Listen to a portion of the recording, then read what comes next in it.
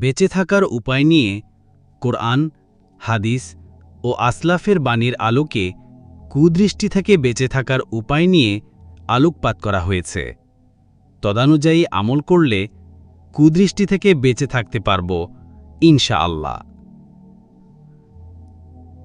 আল্লাহর কাছে একনিষ্ঠভাবে দোয়া করা। হে আল্লাহ, আমি কুদৃষ্টি থেকে বাঁচতে চাই, আপনার কাছে আশ্রয় গ্রহণ করছি। হে আল্লাহ, আমার দৃষ্টি পরিশুদ্ধ করে দিন।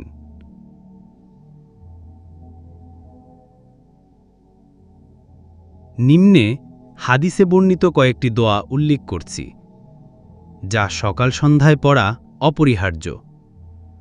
তাহলে কুদৃষ্টি থেকে আল্লাহ তাআলা হেফাজত করবেন ইনশাআল্লাহ। হে আল্লাহ, আমি আপনার কাছে আশ্রয় প্রার্থনা করছি আমার শ্রবণের অনিষ্ট থেকে, আমার দৃষ্টির অনিষ্ট থেকে, আমার জবানের অনিষ্ট থেকে, আমার অন্তরের অনিষ্ট থেকে ও আমার লজ্জাস্থানের অনিষ্ট থেকে।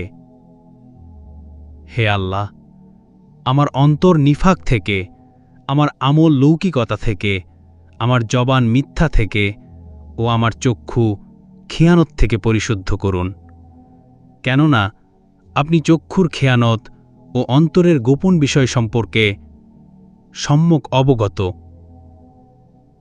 হে আল্লাহ, আমার শ্রবণ ও দৃষ্টি সংশোধন করে দাও।